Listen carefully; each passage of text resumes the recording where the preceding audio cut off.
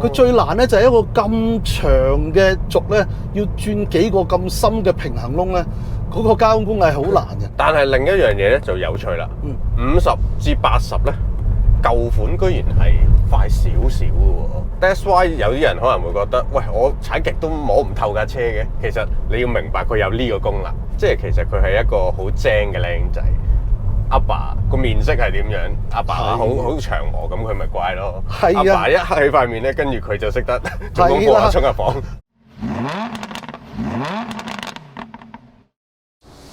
喂，我哋今日咧就唔玩私家車，玩商用客貨 van。呢部 Vito 咧係全新版本，已經 upgrade 咗佢嘅波箱同埋 engine 噶啦。不過講得商用車，點可以冇龍 Sir 咧？終於有機會試下呢一架新 Vito 啦！上次你齋睇啊，都滔滔不絕啦。今次我哋即刻試下佢嘅波箱 engine， 究竟有咩咁特別？睇下係咪真係咁犀利？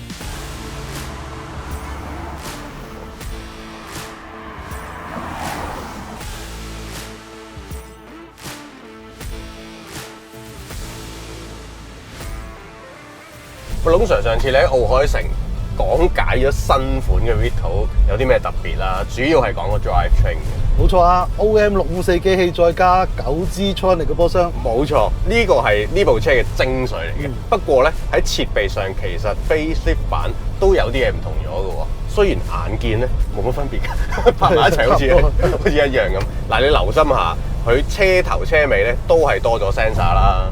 然後佢嗰個後波鏡頭咧，由一個外置嘅 mon 就變咗 built-in 嘅中控 mon 啦。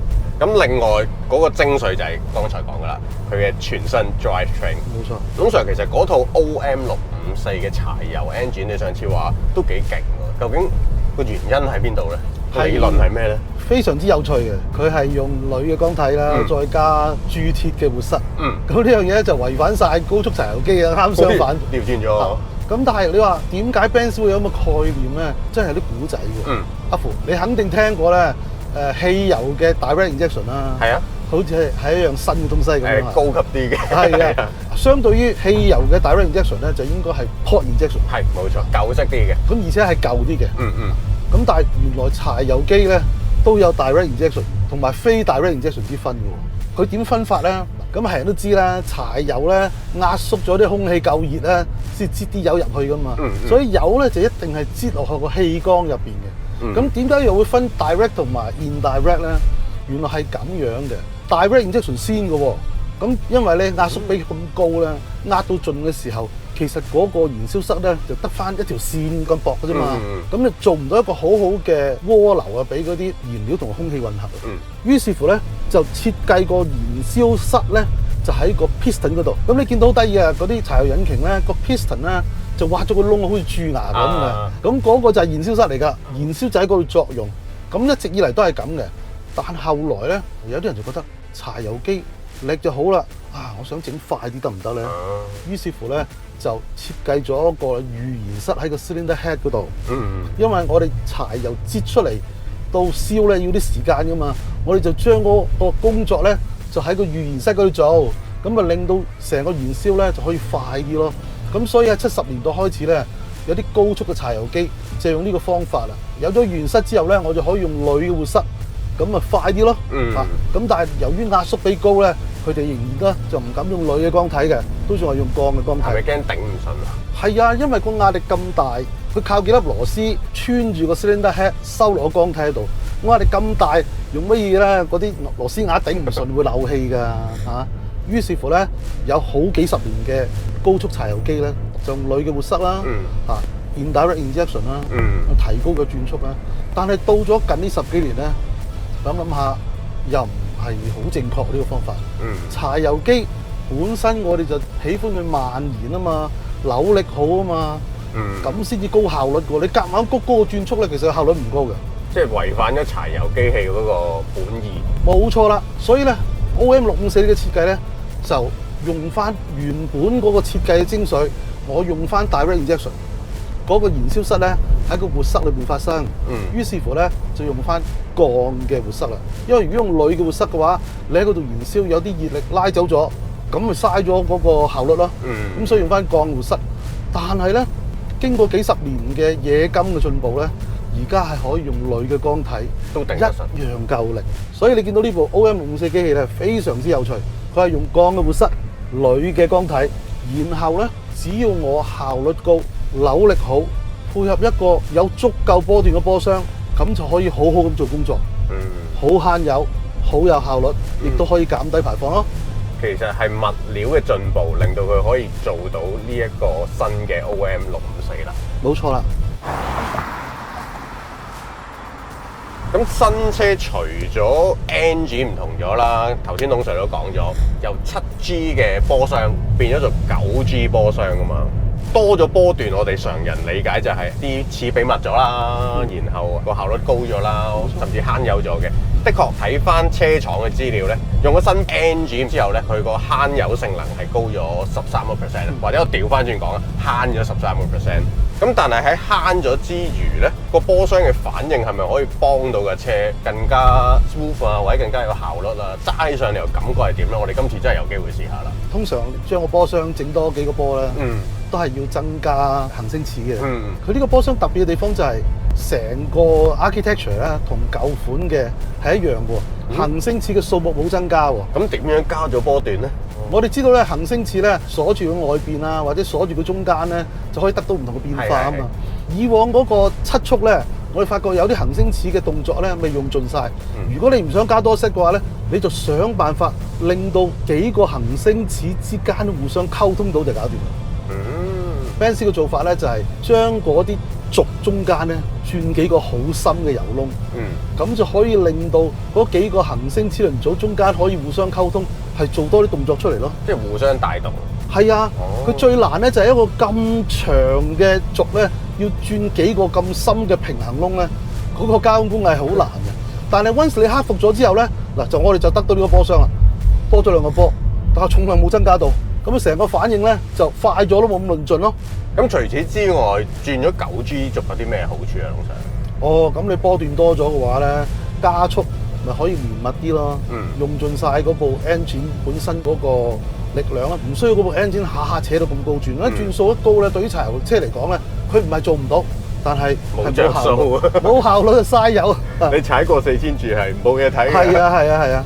都係嘅，咁如果你不斷可以 keep 到個 engine 喺最 efficient 嗰段，佢380 Nm 扭力，其實佢個工作範圍唔算好闊嘅啫。咁你不斷可以轉下轉，都 keep 住喺嗰段範圍，其實理論上應該係效率又高啲，力水又好啲嘅。冇錯啦，頭先我哋講嘅咧都係理論，紙上談兵。最實際嘅方法咧就係攞呢部新嘅 powertrain，同一部舊款嘅同場比較，睇下佢哋加速性能點啊，中段再加速嘅能力如何啊？好啊，咁一目了然啦。今次我哋做加速測試嘅兩部 Fit 圖都係116嘅版本，舊款就用7G Tronic 波箱，而新款當然就係呢部9G Tronic 波箱再加 OM654啦。每一段嘅測試我哋都會做6次嘅，剔除咗最慢、最快嗰次，然後攞個平均值出嚟睇睇。首先兩部車我哋都會用 Comfort Mode。舊版嘅0至50時間咧係5.3秒，而新版本咧就做到5.1秒。然後我哋做埋50至80公里嘅加速，舊版本嘅成績係6.1秒，而新版本咧就6.6秒喎。之後新車咧我哋就轉做 Sport Mode， 0至50嘅時間係5.1秒，而50至80咧就去到5.9秒。喂，龍 Sir 個結果真係好有趣。